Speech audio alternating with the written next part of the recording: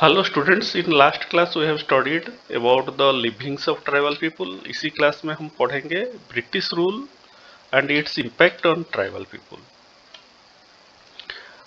In tribal groups, the chiefs were most important person. They enjoyed certain amount of economic power and had right to administer and control their territories. उनका territories के ऊपर उनका power था और वो उसी के ऊपर शासन करते थे और उनका जो प्रीवेलेंट रूल्स था उसी रूल के हिसाब से वो शासन करते थे और फॉरेस्ट मैनेजमेंट करते थे। लेकिन ब्रिटिश रूल आने के बाद उनका functions and powers of chiefs changed considerably. They have control over land but lost much of administrative power. वो एडमिनिस्ट्रेटिव पावर उनसे हटा दिया गया और forced to follow the British rule. British rule को फॉलो करने के लिए उनको फोर्स किया गया। पहले जो अथॉरिटी ट्राइबल चीफ के पास था वो चला गया। What happened to the shifting cultivators? The British were not comfortable with groups who did not have a fixed home. क्योंकि फिक्स्ड होम न होने से वो इधर उधर घूमते रहते हैं और उनका जो मेन एम था ब्रिटिश लोगों का टैक्स कलेक्शन वो कलेक्ट ठीक से नहीं हो पा रहा था। तो इसीलिए वो चाहते थे वो जो शिफ्टिंग कल्टीवेशन करके इधर उधर घूम रहे हैं उनको सेटल करना ठीक रहेगा, वो सोचते थे क्योंकि उनका जो रेवेन्यू जनरेट होगा।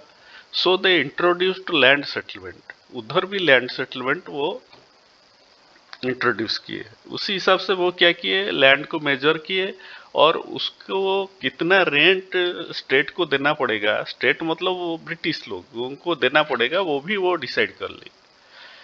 सम peasants were declared land owners and others tenants. एक लोग मतलब वो लैंड एक कुछ लोगों को दे दिए और उनको बोले आप लैंड ओनर हो और दूसरा जो है टेनेंट्स है। टेनेंट्स क्या करेंगे, उसी में सपोज एग्रीकल्चर करेंगे, वो पे करेंगे रेंट। किसको रेंट कर पे करेंगे, लैंड ओनर्स को। और लैंड ओनर क्या करेगा, जो रेवेन्यू जनरेट होगा वो ब्रिटिश लोगों को पे करेगा। The British effort to settle झूम cultivators was not very successful। वो तो ऐसे कर दिए लेकिन ये सक्सेस नहीं हुआ। क्यों नहीं हुआ कि जनरली झूम कल्टीवेशन कहाँ होता था, हाई हिल में होता था, हिल में होता था और उधर तो बारिश होने से भी पानी नीचे चला जाता था, तो इरिगेशन फैसिलिटी उधर नहीं था। तो उधर कोई रेंट पे करके खेती करेगा तो रेंट देने के लिए तो उसके पास जो फसल तो ज्यादा उगता नहीं है और रेंट कहाँ से लाके देगा। और इसी वजह से क्या है, झूम कल्टीवेटर्स क्या किए, प्रोटेस्ट किए, ब्रिटिश लोगों के एग्नेस्ट में प्रोटेस्ट किए। प्रोटेस्ट करने से क्या हुआ, फिर ब्रिटिश लोग उनको झूम कल्टीवेशन करने के लिए अलाउ करते हैं। Forest laws and their impact. British क्या किए, वो पूरा फॉरेस्ट के ऊपर भी उनका रूल, उनका कंट्रोल जारी किए और उससे क्या डिक्लेयर कर दिए कि forest is the property of the state. तो फॉरेस्ट जब स्टेट प्रॉपर्टी हो गया, जो भी फॉरेस्ट से कुछ लेगा या कलेक्ट करेगा उसको टैक्स पे करना पड़ेगा स्टेट को। और some forests were classified as reserved forest for they produced timber. उनको उसी टाइम में टिम्बर का बहुत जरूरी था। इंडिया से टिम्बर वो इंग्लैंड भेजते थे और उनका भी जो इंडस्ट्रियल काम चलता था उसी में भी टिम्बर का जरूरत होता था, तो वो रिजर्व फॉरेस्ट बना दिए और उधर क्या किए, कंट्रोल कर दिए कि उसके अंदर कोई नहीं जाएगा, कोई झूम प्रैक्टिस नहीं करेगा, फ्रूट्स कलेक्ट नहीं करेगा, कि एनिमल को हॉन्ट भी नहीं करेगा। Therefore, many of them forced to move to other areas in search of work and livelihood। वो तो ये उधर के फॉरेस्ट में जो लोग थे वो क्या करेंगे, उनको तो राइट्स जो था पहले का वो तो ये कर्टल कर दिए। वो तुरंत ही क्या किए, वो जगह छोड़ के दूसरे जगह को चले गए।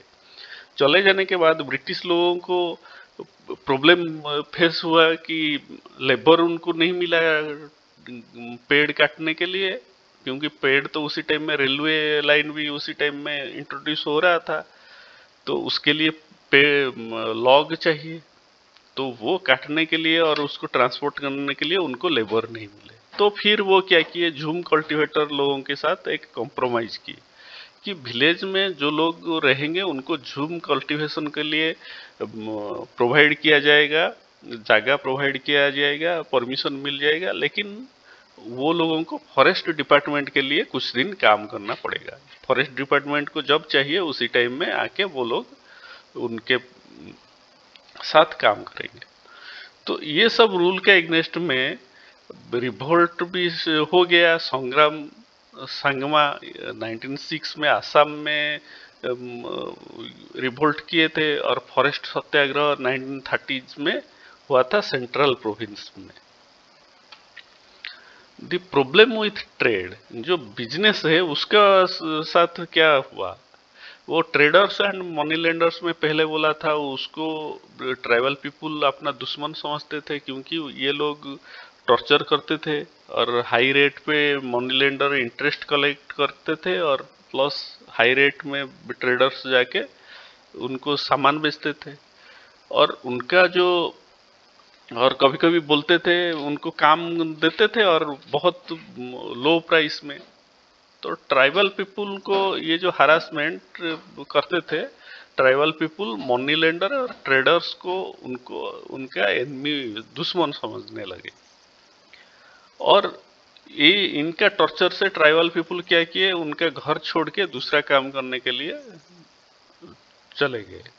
और वो क्या, फिर क्या हुआ, उसी टाइम में आसाम में टी प्लांटेशन हो रहा था, कोल माइंस स्टार्ट हुआ था झारखंड में, उधर वो लोग काम करने के लिए जाते थे, और ये कॉन्ट्रैक्टर के थ्रू जाके उधर काम करते थे, और कॉन्ट्रैक्टर उनको बहुत कम पैसा देता था, इवन उनके घर को रिटर्न आने के लिए नहीं छोड़ता था, उनको बहुत टॉर्चर करता था।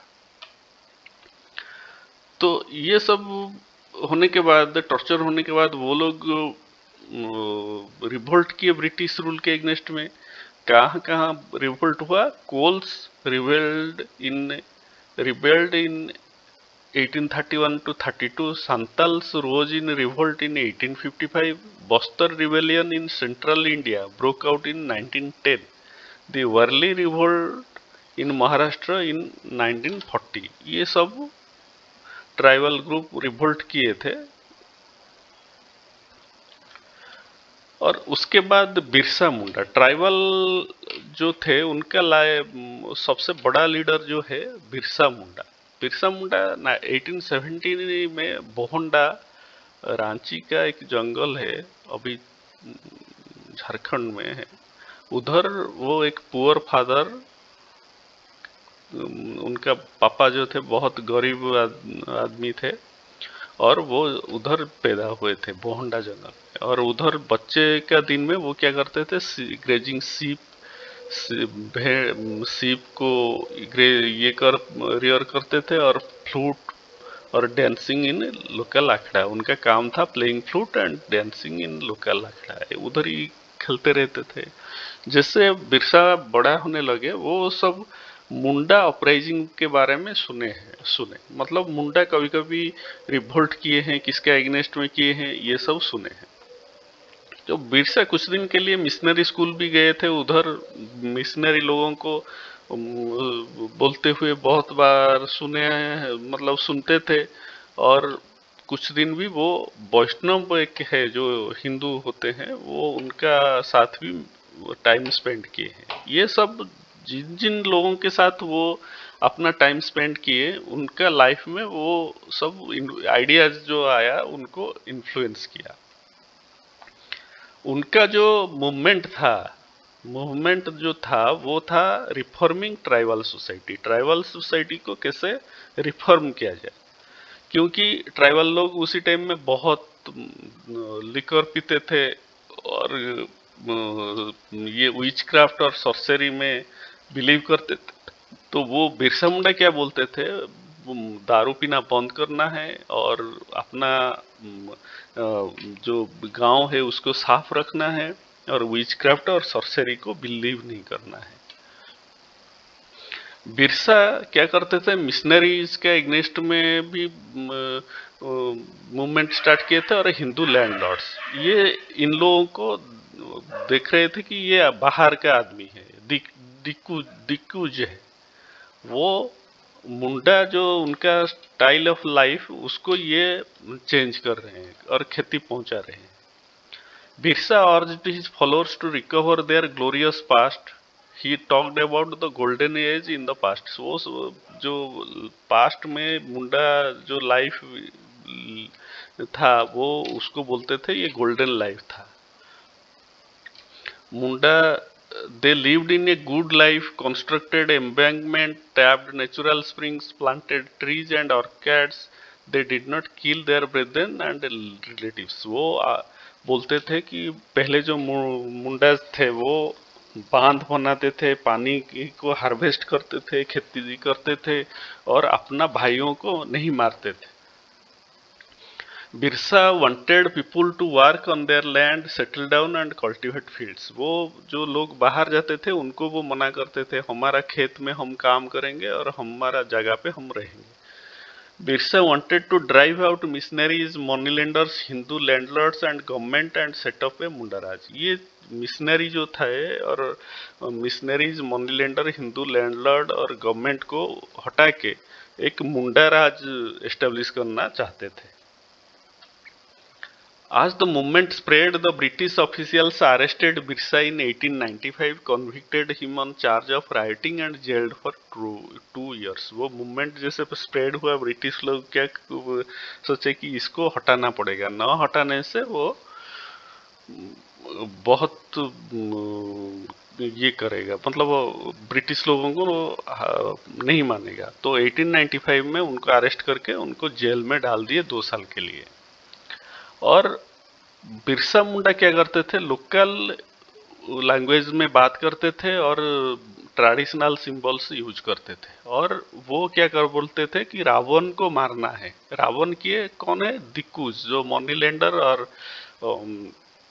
ट्रेडर्स होते थे और यूरोपियंस, इन लोगों को वो रावण बोलते थे। And establish A kingdom under his leadership. और जो राज है मुंडा राज, उनका लीडरशिप में बनाने के लिए चाहते थे। They attacked the churches, police stations and they raised white flag as symbol of Birsa Raj. वो चर्च को अटैक किए, पुलिस स्टेशन को अटैक किए और उनका जो फ्लैग था, व्हाइट फ्लैग था, ये बिरसा राज का सिंबल था। Birsa was regarded as god by his follower. उनको बिरसा भगवान बोल के बोलते थे। In 1900 Birsa died of cholera and movement faded away। जैसे बिरसा मर गए, उनका जो मूवमेंट था वो ऑटोमेटिकली फेड हो गया। However, the movement was significant in at least 2 ways. First, it forced the colonial government to introduce laws so that land of the tribal could not be easily taken over by Dikuj. Second, tribal people had the capacity to protest against injustice and express their anger against the colonial rule। ये क्या main चीज मिला कि वो movement के वजह से British लोग रूल किए कि कोई भी ट्राइबल लैंड को परचेज नहीं कर पाएगा इजीली। और ये पता चल गया है कि उनके साथ कोई होता है इनजस्टिस तो वो लोग प्रोटेस्ट कर सकते हैं। Thank you. और आप लोग इसका नोट्स अब बना लीजिए, लिख लीजिए। जो मैं स्लाइड में दिया हूँ वही नोट ही है, आप लोग लिख लीजिए अपना कॉपी में।